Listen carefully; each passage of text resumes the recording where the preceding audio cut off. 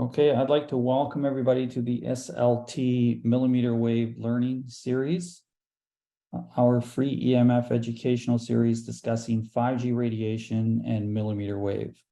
Today's topics include the effects of EMF and mmWaves presented by Lloyd, the effects of RF and mmWave sources presented by Magda. Then we have Rob and Bruce are going to introduce us to the mmWave meter and the difference of 5G frequencies and measurement protocols. And we have Keith, who's going to do new discoveries of mmWave sources. And then last but not least is Oram, and he will be doing the hunting mmWave towers in Southern California. So without any delay. Magda Havas. Magda, okay. Yes. Talking about the health effects of 5G and some of her some information about her global EMF project as well. So Magda, the floor is all yours. Thank you very much, Rob. So I'm going to talk about mmWaves and some of the other frequencies that we're exposed to. And what do we know? We know that electromagnetic radiation is a form of pollution. We call chemical air pollution smog and electromagnetic pollution electrosmog. It comes from stationary sources, mobile sources. It's present in your home. We have behavior that changes our exposure as well as wearables. So we are really surrounded by this radiation. And it's generated by wireless technology and electronic devices. We call it smart if there's two-way communication. And many of you know there's lots of different devices that are actually emitting microwaves and other forms of radio frequency radiation. The health effects fall into three categories: cancers, impaired reproduction, and something we call electrohypersensitivity that involves neurological and hormonal disorders. And together, I'm suggesting that we use the name electromagnetic illness because this is what is happening to people. And we've known about this for a very long time. Dr. Zori Glaser was the microwave expert for the US government and US military. And he's got this very special publication that came out in 1971 that's available on the zoriglaser.com website. And there he lists over 2,000 publications back in the 70s. And these are the various health effects that he's been documenting. And they're virtually identical to the ones that are being documented more recently. So we've really known about this for a very long time. And we even know many of the mechanisms involved, the most important of which I think is oxidative stress that can lead to things like DNA damage, inflammation, and a lot of other health effects. Dr. Cindy Russell in 2018 reviewed some of the health consequences of 5G wireless communication, looking at mmWaves. And she found that there are technologies in mostly Eastern Europe that are using it for complementary medicine for pain therapy. And this is a good use of the technology. It's used by the military for the active denial system. And this is a thumbs up for me because it's better than shooting people. It's not as lethal, although it's certainly not without biological consequences. Proposing mmWaves for telecom and for the Internet of Things is a no-no. And the reason for that is duration of exposure. We're dealing with minutes, seconds, but with telecom, we're dealing with it constantly. And when we're talking about mmWaves, this normally refers to 30 gigahertz to 300 gigahertz, although some of the technologies are lower than 30, in the high 20s, for example. We're told that mmWaves won't penetrate very deeply into the skin, and so we don't have anything to worry about. And this is nonsense. It does penetrate, and it gets moved along sweat glands, and it can be moved along nervous impulses because the nerves come right to the surface of your skin. And there's evidence that it affects the nervous system, the heart, the immune system, and the neuroendocrine system that is associated with electrohypersensitivity. Not all frequencies have the same effect. 55 and 73 gigahertz in some of the studies that Cindy looked at cause pronounced arrhythmia, and which is something we found with lower frequencies that are not mmWaves. And we know that this form of radiation is very harmful to eyes, causing cataracts, And so the people who are exposed to the active denial system, if they don't have their eyes closed and protective glasses, are likely ultimately to have problems with their eyesight. Magda, can I interrupt you? And I'm so sorry to do so. Your slides are appearing blurry to all of us, and there are a lot of comments in the chat to that effect. Oh, And okay. I've not seen this before. I'm not sure. Would you consider stopping your share? yeah, And then and redoing it. Yep. yeah, let's see if that clears that up. I'm so Okay. sorry, everyone. No, and I'm sorry about that. Well, it's not your fault, and I one of us we should have let you know a little sooner. Try it again. Let's see, and keep our fingers crossed that it's clear. Yes, that looks clearer. Ah, good. So Is that any better? yes, yes. Oh, Okay. It's better, not 100% crisp, but okay. Well, guys, what do we do? Does anybody have any suggestions on? Interesting. what's that? Okay. All right. We'll only wait another moment. Somebody said it happens when you have the background activated. Well, she has her background activated in her video. Yes. And Okay, let me just go there. okay. Sometimes if you turn off video, it gives more bandwidth to the presentation. So you might want to try that too. Okay, I'll try that. Or lower your resolution. If I stop video and share screen. All right, try it again. That is crisp. Yeah, Yes. much better. Okay, All right. great. Thank you very much. Thank you. So continuing with Cindy's publication, she found evidence that it impairs the immune system in mice. It causes birth defects in fruit flies, Drosophila, and it affects the growth of bacteria, both increasing and decreasing the growth. And also there's some evidence of antibiotic resistance caused by mmWave technology. Now, when it comes to 5G infrastructure, it consists of 4 different elements. Fiber optics is the safest, obviously. I've been told by my colleagues who are experts in satellites that the amount of radiation coming from satellites is relatively low and not something we need to be overly concerned about, although there is some evidence that they can turn up the intensity of the radiation and that potentially it could be weaponized. So that's obviously a serious problem. There's macro cell sites that are dangerous if you're near them. And what we're most concerned about here are small cells, because there's so many of them being put out. And if they're close to your home, you're going to be irradiated. Now, as Oram mentioned, 5G uses 3 frequency bands. It has the low band, which is considered sub 1 gigahertz. It has a mid band 1 to 7 gigahertz, and then it uses millimeter waves. And this is the only technology compared to the earlier generations that introduced millimeter waves. So the frequency of the radiation is increasing and the penetration power is decreasing. 5G will not replace 4G. It will be in addition to all other frequencies, and it's being placed about 100 meters or 300 feet apart from each other. And this is going to be more microwave radiation, and I'll provide evidence for some of that. What's driving this is the financial benefits to some groups. And according to this particular report, there's going to be 50 trillion gigabytes of data, and all of this relates to exposure. So exposures are going to increase as 5G is being rolled out.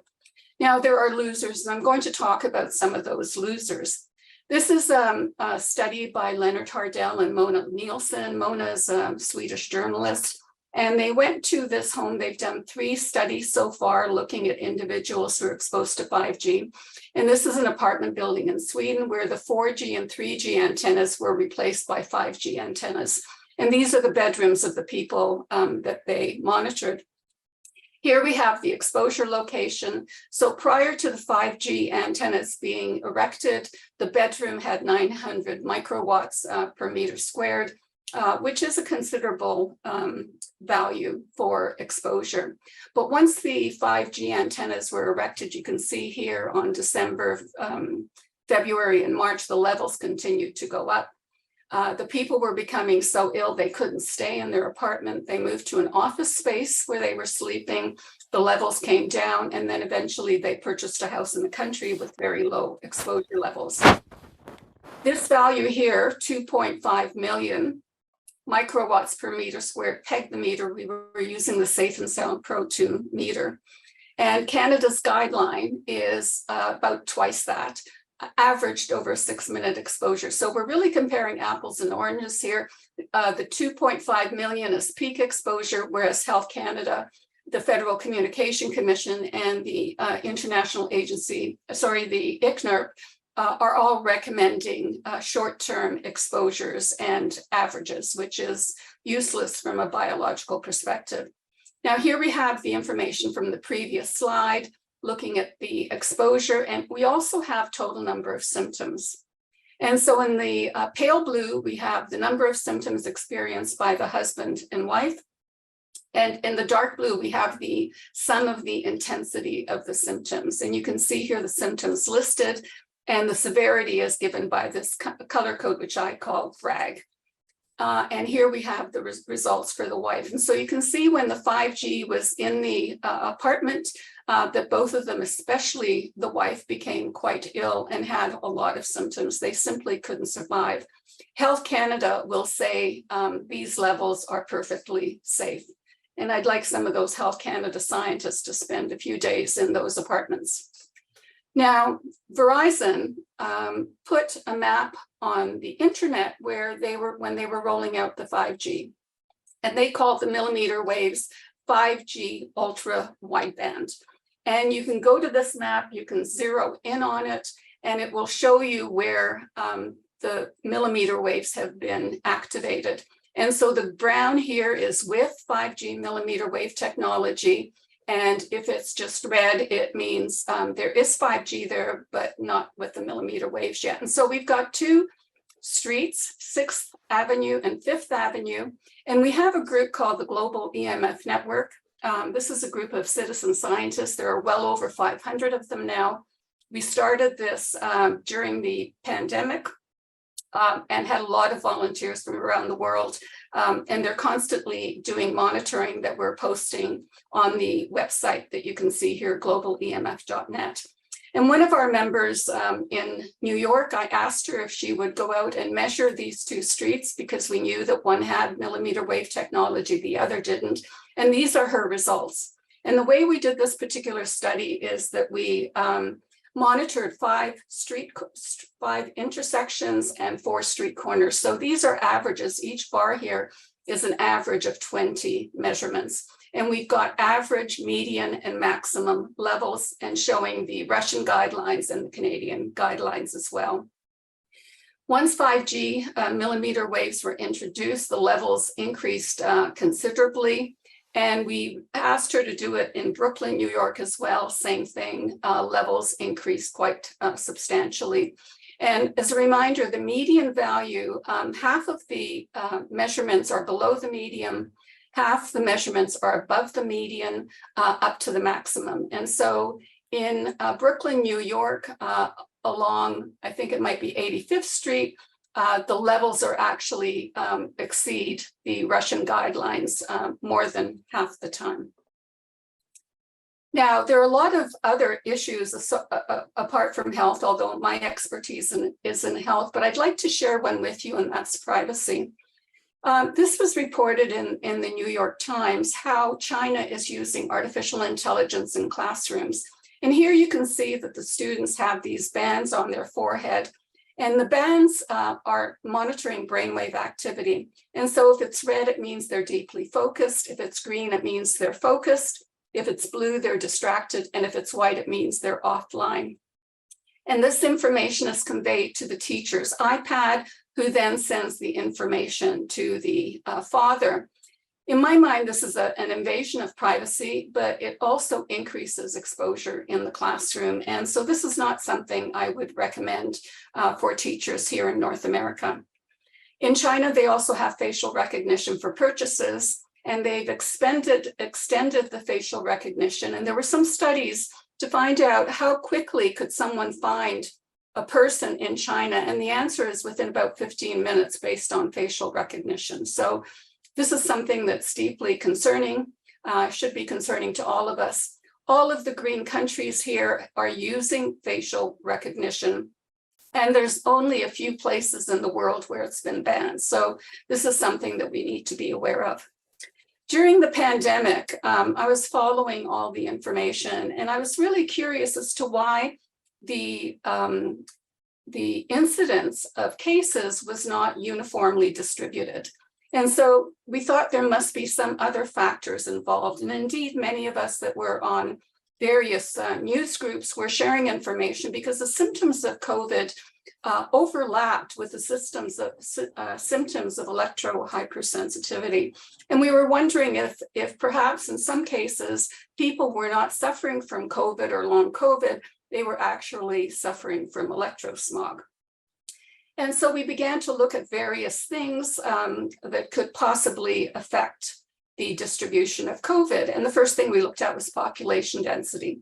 And there's a real anomaly here. So for example, in India and in Africa, the population density is quite high, yet the incidence of cases was quite low.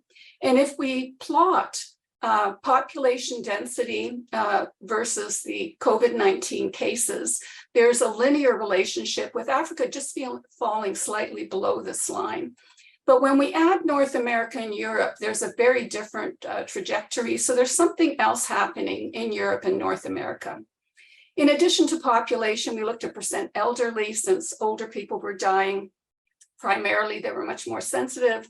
We looked at air pollution and smoking, since this was a respiratory illness, air travel, economic issues, issues related to our exposure to electromagnetic fields. And here we had a very good response when it came to Wi-Fi hotspots. So in North America and in Europe, we had a lot of Wi-Fi hotspots, and that's where we had most of the cases as well. And you can see Africa has very few Wi-Fi hotspots, and it also has very few cases of COVID. We also looked at things like freedom of the press and internet censorship to see if we were getting adequate data from these countries. The conclusions we came up with is that some of the correlations were weak, the scale was too large, and lack of standardization. So we decided to focus on the United States. And this is a paper that Angela Siang and I wrote together and published in 2021. COVID-19 attributed cases and deaths are statistically higher in states and counties with 5th generation mmWave wireless telecommunication technology. And here we have the small cells on various type of poles. Scientists are very concerned about them. There was a moratorium on 5G, for example. There's going to be more antennas closer to people and buildings, higher exposure, a new form of radiation with the high band millimeter waves that hasn't been tested. And it's very similar to what we did with the vaccines, in the sense that we're conducting a global experiment without people giving their consent. And I'm just going to share 2 of the results with you from this paper. These are the states that didn't have millimeter waves when we were doing the census, and we have the number of cases per million. And here are the states with millimeter waves activated. And if you look at the difference in the cases, there's over 2,000 excess cases per million when the 5G millimeter waves were activated. And this is an 80% increase in cases per million, and it's statistically significant. And the same can be seen for the number of deaths per million. Here we have almost 150 excess deaths per million, and almost a doubling of those deaths. So, and one of the things I'd like to remind everyone is in cases without states without millimeter wave technology, they still have radio frequency radiation.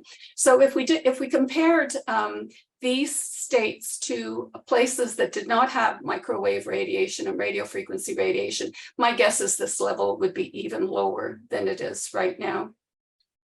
Now, because the symptoms of COVID-19 and the symptoms of electromagnetic interference are similar, if we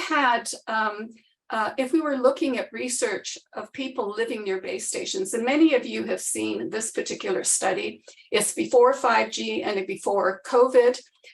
We have different distances, residential distances from base stations. We have symptoms, and we have percentage of people who experience symptoms very often. These are the symptoms, and the ones that are highlighted are the ones that are common for COVID-19. So you can see there's a huge overlap.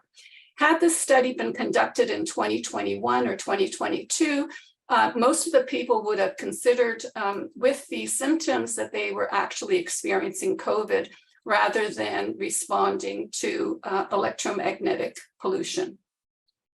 Now, what percentage of the population is affected? In my mind, just under 3%, I think, of the population has severe symptoms, 35% have mild to moderate symptoms. And if we use these numbers for various locations, we can see here that in Canada, over 1 million people, in the United States, more than 10 million people, and in Europe, 22 million people have severe sensitivity. They're disabled by this exposure. They're unable to work. Many are unable to go to hospitals because hospitals are now contaminated by this radiation. Some are homeless. And there are an increasing number who have considered medical assistance in dying. Here we have the guidelines, and I've highlighted the different countries, and I've highlighted Canada and Toronto, because Toronto actually established their own guidelines back in 1999, which are a fraction of the ones that Health Canada recommends. The lowest guideline we have here is for German sleeping area. And this guideline is actually higher, 100 times higher than the level of radiation required for cell phone operation. So if 0.001 microwatt per meter squared is enough for cell phone operation, why on earth do we have 10 million microwatts per meter squared as the guideline? Now, this paper came out just this year, cell phone radiation exposure limits and solutions on how to minimize exposure. When you hold your cell phone to your head, only 6% of the radiation is going to the cell tower. 94% is absorbed by your body. And the further away from your head that you hold the cell phone, the lower the radiation by the body and the greater the radiation coming from your cell phone. So anyone who can design a cell phone that would minimize this absorption would make a big difference in terms of health. Now, the guidelines that I've shown here fall into two categories. One is acute exposure, 6 to 30-minute average. And then we have precautionary long-term exposure, which is obviously much more protective. Now, we're told that the reason we have 5G is so that we can download videos faster. Indeed, if you compare the 3G, 4G, 5G, instead of taking minutes to download a video, it's taking a few seconds. And this is absolute nonsense. People feel that the download speeds for videos is absolutely fine. They wouldn't be rolling out billions of dollars worth of antennas just so we can download a video in a matter of seconds. What's really driving this is the Internet of Things. And within the Internet of Things, what's really driving this is surveillance. You need the high speeds in order to follow the population. Now, the present situation, about a third of the public is adversely affected. If we end up doing nothing, the levels of exposure are going to increase, and it's going to make a lot more people unhealthy as a result. If we do something, and it has to be more than just sticking your finger in the hole, but we could actually reduce the levels so that no one would suffer. And one way of doing this is with the motto, if it doesn't move, it doesn't need to be wireless. So things like smart meters, smart appliances can be wired so that they're not emitting any form of radiation. A society that doesn't take care of its children doesn't have a future. And unfortunately, what I see as the future of developed countries is anxiety-prone children taking care of their neurologically damaged parents. We need to stop this insanity. If not us, who? If not now, when? And these are some excellent websites that I recommend people go to. And if you take a screenshot of this particular slide, you'll have it for your files. Thank you very much.